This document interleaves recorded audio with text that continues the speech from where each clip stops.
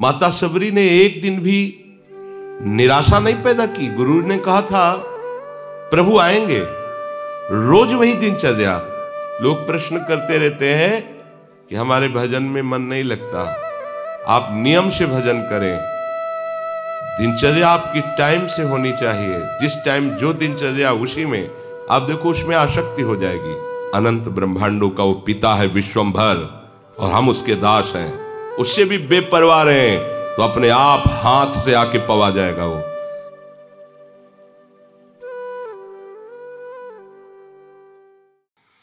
जो गुरुजनों ने नियम दिया है, नियम पालन करना ही सबसे बड़ी तपस्या है।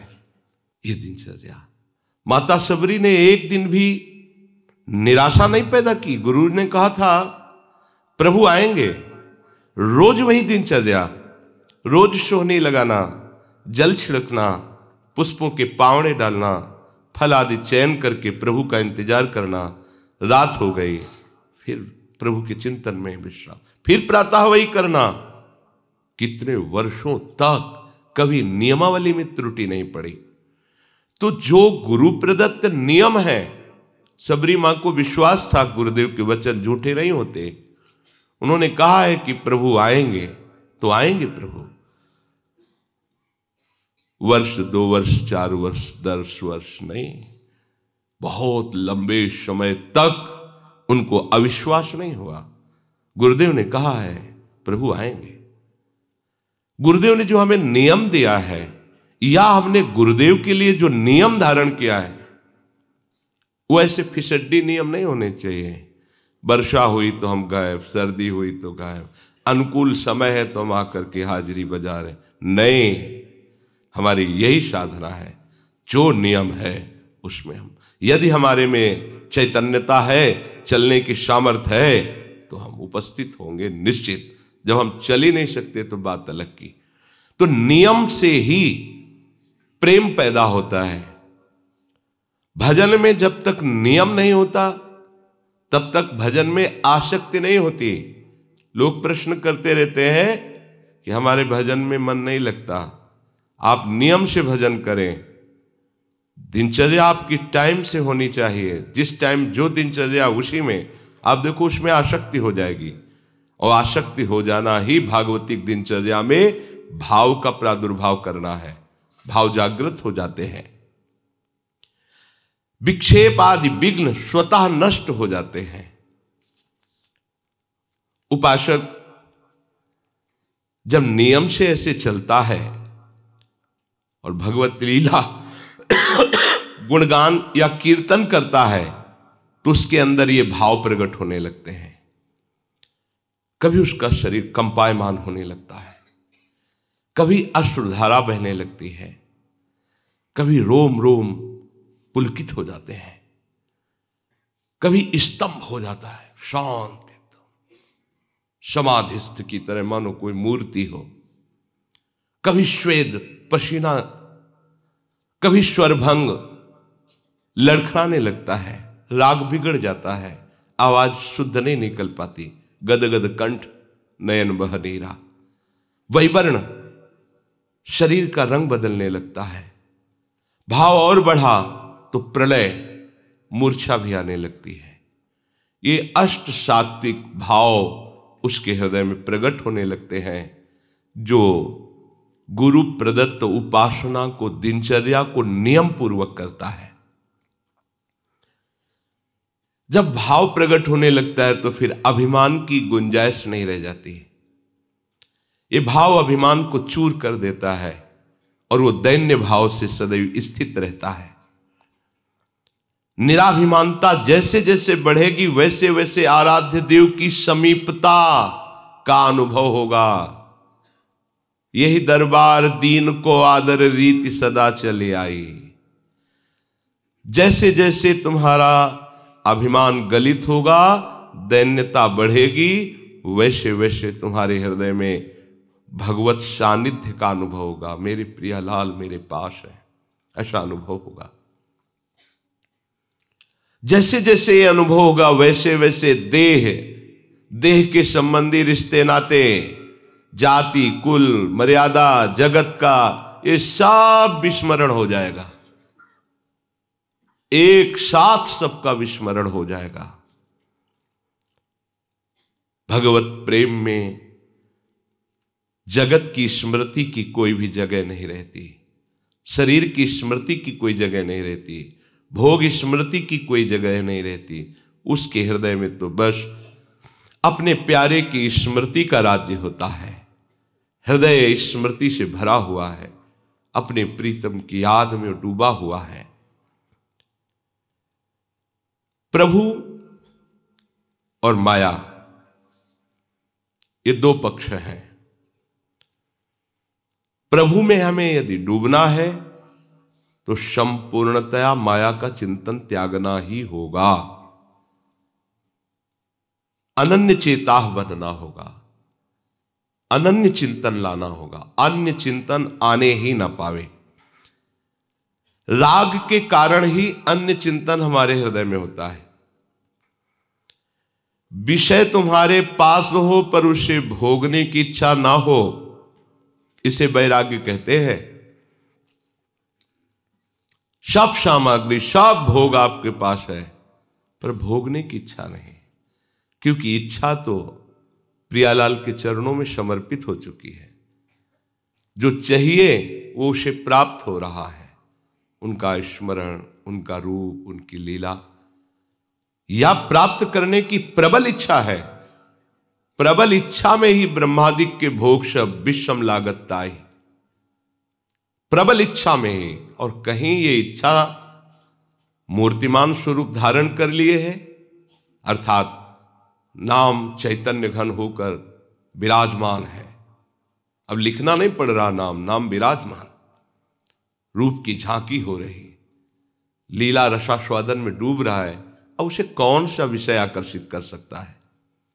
पर इस रस तक पहुंचने के लिए हमारे अंदर जो विषयों के प्रति प्रियता है उसे विचार के द्वारा नष्ट करना होगा। नहीं है सुख इनमें, चाहे जितना आप भोग लीजिए, नहीं है। एक दिन रुकना ही पड़ेगा आपको। आज ही रुक जाइए, समय बर्बाद मत कीजिए। अपने चित्त को चिंतन में तल्लीन कीजिए, प्रियालाल के, भोगों के चिंतन में नहीं।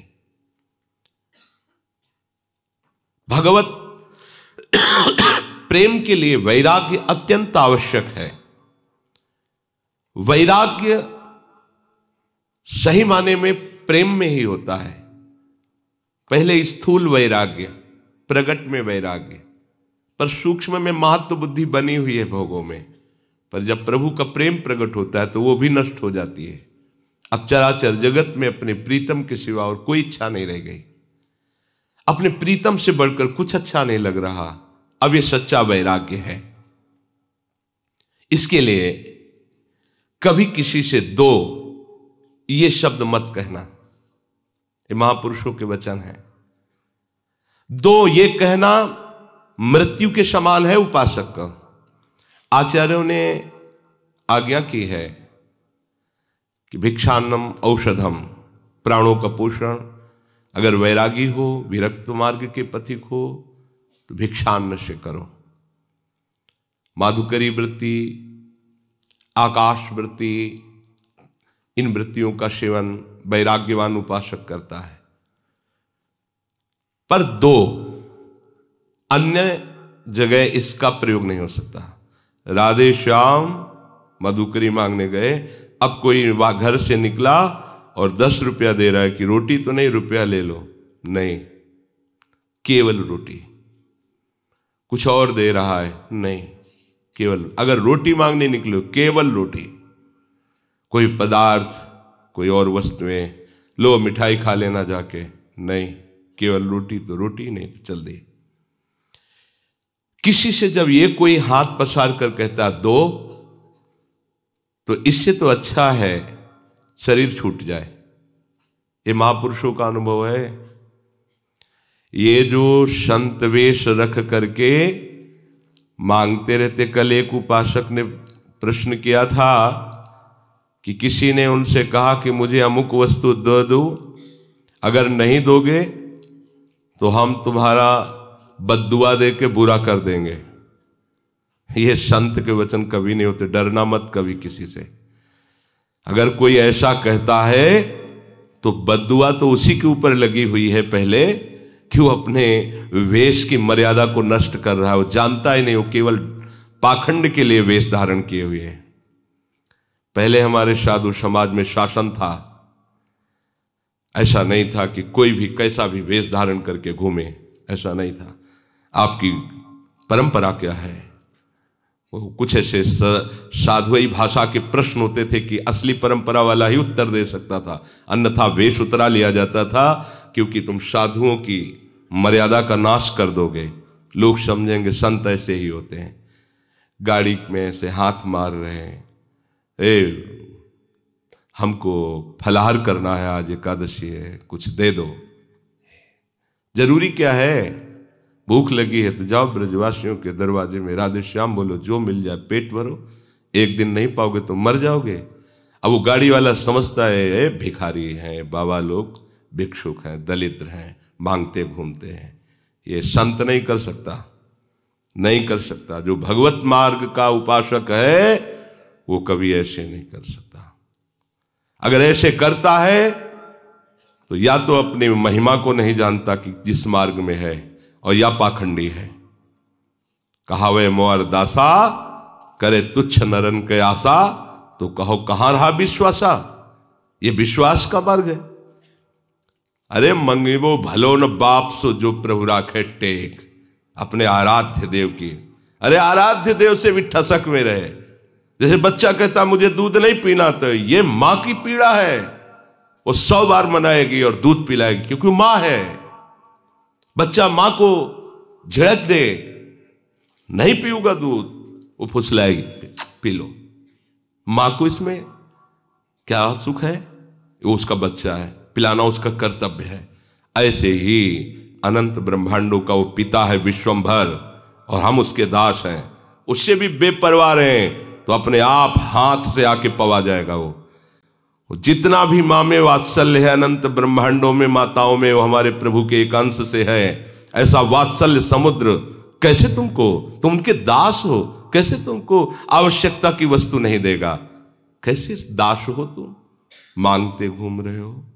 2 ये शब्द कहना, आपके 5 शक्तियां उसी समय चली जाती हैं।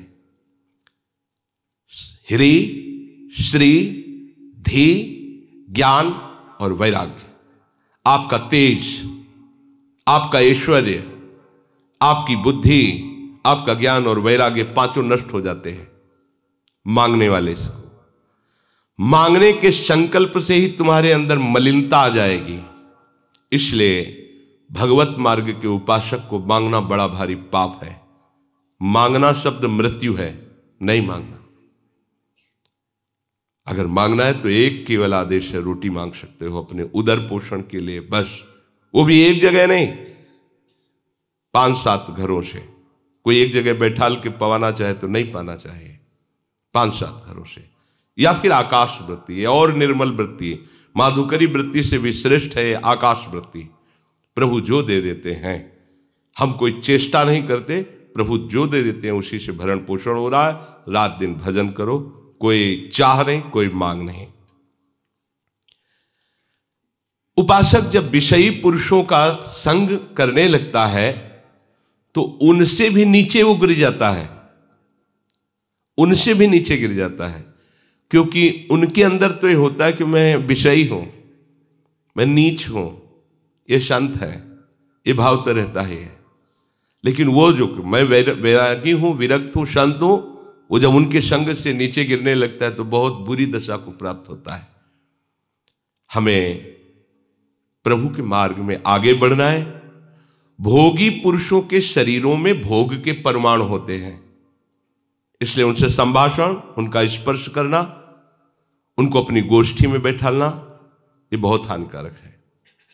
भोगी पुरुष, गृहस्थ है, भगवत भक्त है, वो नहीं। जिनका केवल भोग ही लक्ष्य है, रुपया पैसा वाले हैं, आकर हमें कुछ पैसा देंगे, रुपया देंगे, हमारी आवश्यकताओं की पूर्ति होगी, इसलिए हम उनकी सेवा करें, उनके आगे चाटुकारिता करें, बिल्कुल नहीं। उपासक को कभी अभिमानिनते न्यारे, ऐसा नहीं होना चाहिए। एक संत गंगा किनारे मिले थे, बोले हम केवल 30 मिनट के लिए भिक्षुक होते हैं, इसके बाद इतने बड़े बादशाह होते हैं कि हमारे समान ब्रह्मा को भी सुख नहीं है। देवराज भी इंद्र हमारी गुलामी करने के लिए तरसता है, हम ऐसे बादशाह हैं। 30 मिनट के लिए केवल हम भिक्षुक होते हैं, गए रोटी मां, इसके बाद बादशाह है, कोई भी चाह नहीं, चिंता नहीं, मनुआ बेपरवाह, एकमात्र परमात्म चिंतन में, विषयी पुरुष का आशंक नहीं।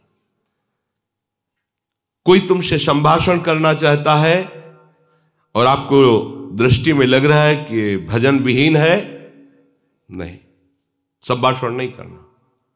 यदि हम भक्ति मार्ग में आगे बढ़ना चाहते हैं, जहां दुख का प्रवेश ही नहीं, ऐसे सुख की प्राप्ति के लिए, तो सुने न काहू की कही, कहे न अपनी बात, नारायण वारूप में मगन रहे दिन रात।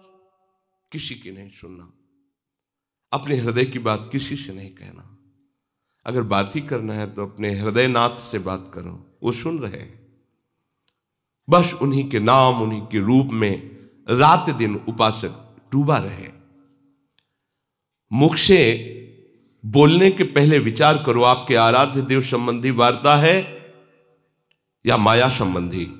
किसी वस्तु, व्यक्ति, स्थान की प्रशंसा या निंदा, ये सब माया जनित है। किसी वस्तु, व्यक्ति, स्थान की प्रशंसा या निंदा, ये सब माया जनित है। अपने आराध्य देव के नाम रूप लीला धाम जनित बात यदि निकलने वाली है तो, नहीं तो रोक लो उस वाणी के वेग को, मत बोलने दो। जो तुम अपने आराध्य देव से भिन्न चर्चा करते हो तो कैसे उपासक तुम हो? यदि आराध्य देव की शिवा बात करते हो तो आराधना किसकी कर रहे हो? प्रपंच की या प्रपंच से अतीत परमात्मा की? अगर प्रभु के उपासक हो तो प्रभु की चर्चा करो, प्रपंच के उपासक हो तो करो प्रपंच की चर्चा। दुनिया का चिंतन, दुनिया की बात और दुनिया की क्रियाएं देखना और करना, यह संसारी पुरुषों में होता है, उपासकों में नहीं। दुनिया का चिंतन, दुनिया की बात, दुनिया की क्रियाएं या क्रियाओं में दोष दर्शन, गुण दर्शन, यह संसारी पुरुषों के द्वारा होता है, उपासकों के द्वारा नहीं होता। तुम दरिद्र नहीं हो, तुम महाधनी हो। दरिद्र वो है जो भोगों की वृत्ति में भोगों को भोगता हुआ भी तृप्ति का अनुभव नहीं करा, और भोगो, और वो दरिद्र है, वो भिखारी है। करोड़ों रुपए फिर भी करोड़ों की चाह है, बड़ा भिखारी है। साधु दरिद्र नहीं होता, साधु भिखारी नहीं होता। साधु भगवदानंद का धनी होता है, नाम धनी होता है।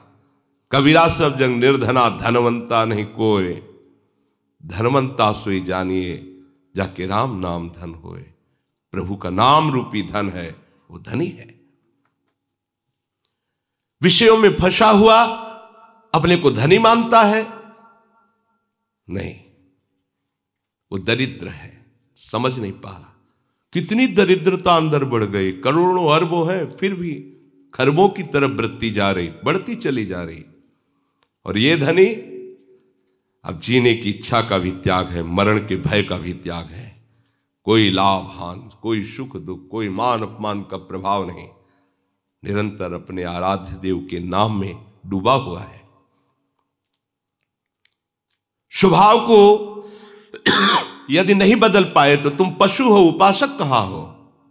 महापुरुषों के वचन है, जो अपने स्वभाव पर शासन नहीं कर पाया वो पशु है, उपासक नहीं है। अपनी आदत, अपने स्वभाव को अपने आराध्य देव की अनुकूल बनाना, ये उपासक का लक्षण है। श्री कृष्ण अनुकूलेन प्रतिकूलस्य वर्जनम। पागलों की तरह जो सामने आया बस उसी में राग कर बैठे, ये उपासक का लक्षण है।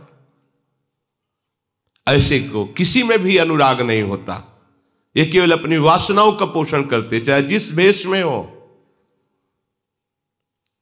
महापुरुषों के वचन कड़वे जरूर लगते हैं, लेकिन ये वो सुदर्शन चूर्ण है जो जड़ से भवरोग रूपी बुखार को नष्ट कर देता है।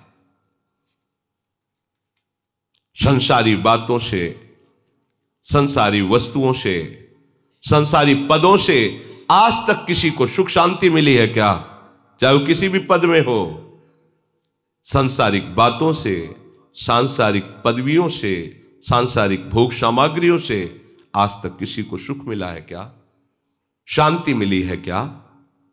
वैराग्यवान को जो आनंद है वो ब्रह्मा जी देवराज इंद्र को भी आनंद नहीं है, वैराग्य का आनंद। फिर अनुराग की तो बात ही जाती, वो तो इसके आगे की बात है। जन्म जन्मांतरों से हमारा विषयों में अनुराग रहा है, इसी अनुराग के चक्र को तोड़कर प्रभु से अनुराग करना, यही तो हमारी साधना है, यही हमारी साधुता है, यही हमारा भगवत मार्ग है। प्रभु में अनुराग हो जाना, संसार के राग का नाश हो जाना। कोई भी संसार का पदार्थ नित्य नहीं है, कोई भी संसार का संबंधी नित्य नहीं है, कोई भी संसार का पद नित्य नहीं है, या नित्य है, नष्ट हो जाएगा। क्यों प्यार करते हो? ये रागियों को समझ में नहीं आ गए, वैरागियों की बात है।